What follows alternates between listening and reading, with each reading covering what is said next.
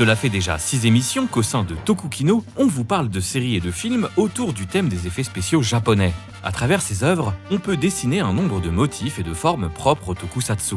Cependant, peut-être que cette sélection soulève un problème. Kamen Rider Black Sun, Akiba Ranger, Kyuchi Oni, toutes ces œuvres ont un socle commun qui, peut-être, promeut une vision erronée, trop étriquée de ce qu'est le tokusatsu. Tout n'est pas qu'une question de monstres géants et de super-héros en collant ou en armure de plastique, qui seraient chargés de sauver la veuve et l'orphelin, de monstres en carton-pâte le dimanche matin à la télévision, pendant que l'on profite de son petit déjeuner. Bien sûr, les kaiju, les Henshin Heroes, les Kyodai Heroes font partie des figures centrales, fondatrices même, du tokusatsu. Mais le genre va en réalité bien plus loin que ça. En fouillant, on trouve du toku pour tous les publics et tous les âges, de la comédie au film d'action, en passant par le cinéma d'horreur. On en arrive donc à une question fatidique, c'est quoi le tokusatsu ? Dans la première émission, on a pu vous donner une définition assez complète du terme et de ce qu'il englobe. Mais la question qui se pose ici est celle de la limite du genre. Est-ce qu'il n'est question que de films japonais qui se reposent beaucoup sur les effets spéciaux ? Ça veut dire que France 5, c'est pas du tokusatsu. Et si on prend un film comme Godzilla Minus One, on peut trouver que malgré la présence du dieu des monstres, les effets spéciaux du film se détachent radicalement de l'esthétique classique d'un kaiju eiga pour tendre vers le niveau de production d'un blockbuster américain. Est-ce encore du tokusatsu ? Même s'il ne l'était pas, ce n'est pas pour ça que le film est mauvais au passage. Il est mauvais pour d'autres raisons. À noter que tout ce que l'on vient de dire est totalement subjectif. Il n'y a pas de bonne réponse à cette question et pas de mauvais avis sur aucun film. Et c'est aussi à vous de vous faire votre propre opinion sur les films.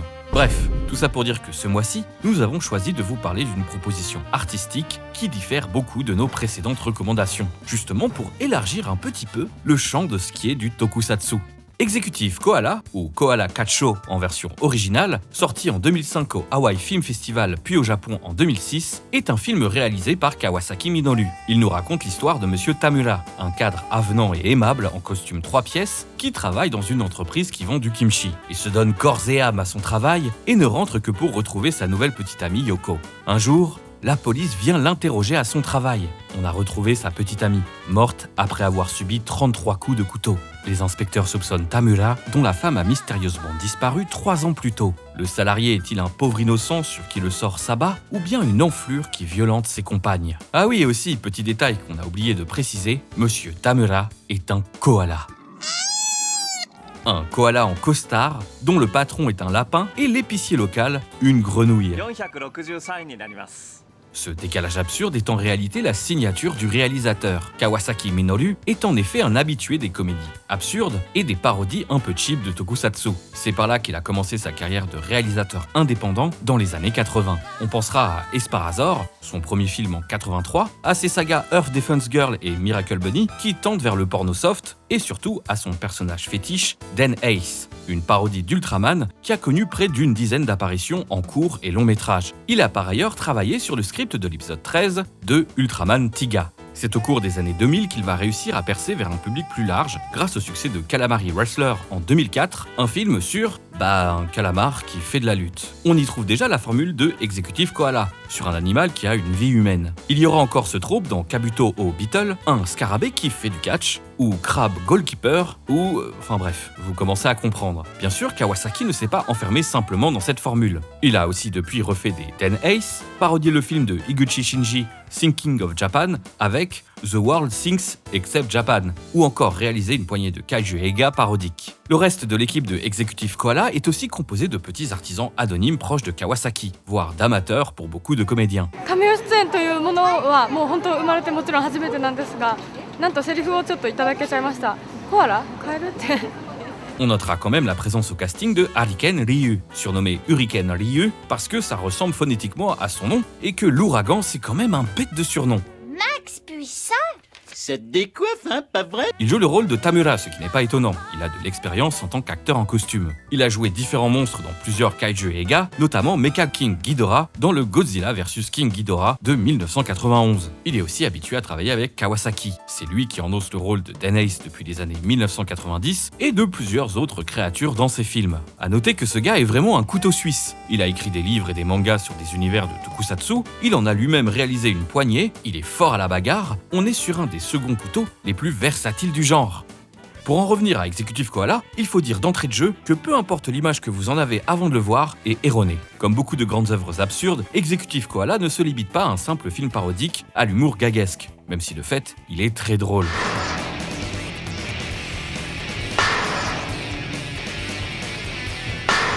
Le film, pour peu que vous vous laissiez emporter, vous emmènera à travers toutes les émotions possibles et imaginables.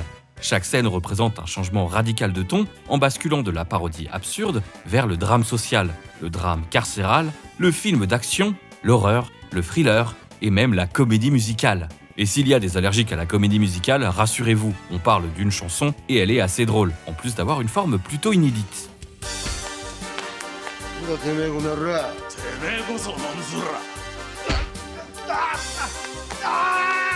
Une des grandes forces du film, en plus de son ton variable, est aussi de balader le spectateur d'une émotion vers l'autre, parfois dans un seul plan. Les sentiments se mélangent, et quand on sort du film, on ne sait plus trop quoi penser. On ne sait plus s'il faut rire ou pleurer. À plusieurs moments, le film parvient même à montrer des séquences qui sont aussi drôles qu'elles sont effrayantes. Et pour peu que le film vous attrape, croyez-nous, elles sont bel et bien effrayantes. En ce sens, on pourrait rapprocher ces moments des passages les plus effrayants de la filmographie de David Lynch. Un plan en particulier rappelle le jumpscare très connu de Mulholland Drive.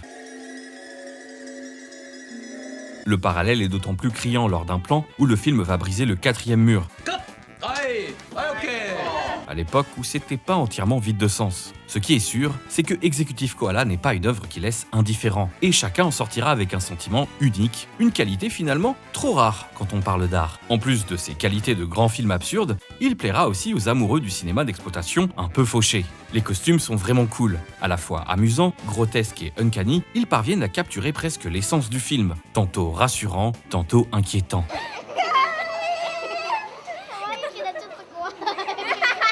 Et puis ils sont carrément bien faits pour un film qui a l'air d'avoir coûté 50 balles et un melon pan. Quand on parle de cinéma absurde, il faut bien comprendre que ça ne signifie pas que ce qu'on regarde n'a aucun sens. Au contraire, chaque décision esthétique de Executive Koala s'inscrit dans une réflexion de son auteur, que l'on retrouve tout au long de sa filmographie. Il le dira lui-même dans une interview donnée au site Asian Movie Pulse, dans le cadre de l'édition 2020 du festival Fantasia à Montréal, un festival pionnier dans l'importation de curiosités asiatiques en Amérique du Nord. C'est eux les premiers à avoir importé du Miike Takashi ou même du Kon Satoshi au public américain. Mais quand même. Ils ont d'ailleurs présenté Executive Koala avant sa sortie au Japon. Dans cette interview donc, Kawasaki dit « Je pense qu'une comédie ou une parodie peut transmettre un message plus efficacement qu'un film sérieux. C'est aussi plus malin de cette manière. » Devant Executive Koala, on peut trouver des discours sur l'aliénation du salariat ou la banalité des horreurs du patriarcat de la société japonaise. Selon Kawasaki, que le film soit une petite production lui permet aussi de communiquer plus directement à son audience. Selon lui, une grosse production vide au moins en partie toute production artistique de son âme et de sa substance. C'est un constat qu'il tire notamment quand il parle de Tsuburaya Production. Selon lui, la mort du génie qu'était Tsuburaya Eiji a retiré toute la sincérité et le cœur de la saga Ultraman et des productions Tsuburaya qui ont suivi. Car il faut garder en tête que, quand bien même ce sont des parodies, les films de Kawasaki sont imprégnés d'un amour véritable du tokusatsu. Ces films plus récents, de son aveu, sont des films de kaiju rendant directement hommage au travail du grand Tsuburaya Eiji. Et Executive Koala, évidemment, tire aussi ses excentricités esthétiques du genre japonais. Si ça semble assez évident devant la scène de combat finale, entre Ultraman et Tekken,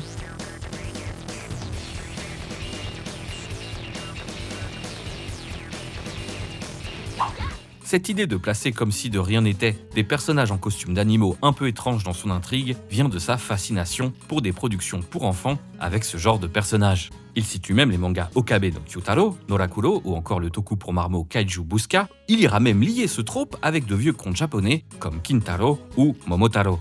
Executive Koala est à bien d'égards un film fascinant, un must-see du cinéma absurde indépendant japonais du début du numérique. Il a beau s'inscrire dans un registre très éloigné de nos héros habituels, il n'en reste pas moins du tokusatsu, de par son esthétique et les influences qu'il manipule, démontrant sans équivoque la profondeur et la portée que peut avoir ce genre, pourtant si facilement définissable dans l'esprit des néophytes.